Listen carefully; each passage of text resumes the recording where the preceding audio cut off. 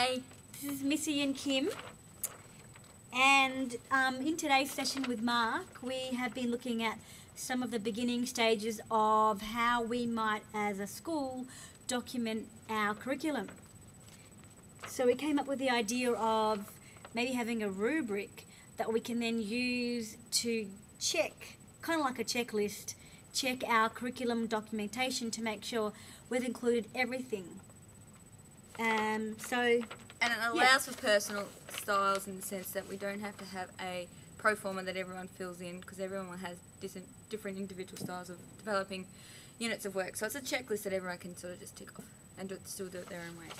So, I mean, you can't see this because it's back to front on the screen, so we're going to read a bit of it out to you.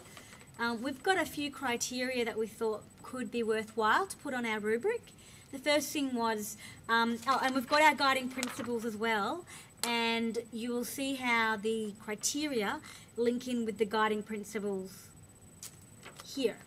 So the first one was integration of ICT, or technologies, which links in with the guiding principles of number 1, 2, 5, 8, 10, 12 and 14. Oh, big one. Yes.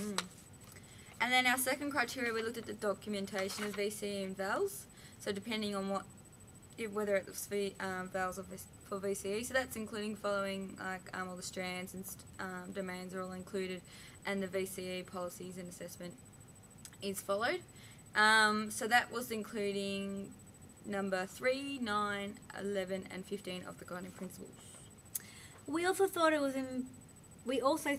important to include a learning styles criteria. So have we addressed different learning styles and abilities in our curriculum documentation or in our planning for a unit? So it's like the individual learner focus. And that included number 1, 4, 6, 7, 9, 10, 12 and 13 of the guiding principles. And then our fourth one, we looked at support materials. So that was basically the construction of the support materials and the different activities and things that you use, so having a different range. And that looked at guiding principle 4, 13, 14, 15, 1 and 2. We also thought it was important that it should be very user-friendly so that someone else can come along and pick up that unit plan and then teach that unit of work without too much confusion. So we thought the guiding principles of number 2 and number 15 linked in there.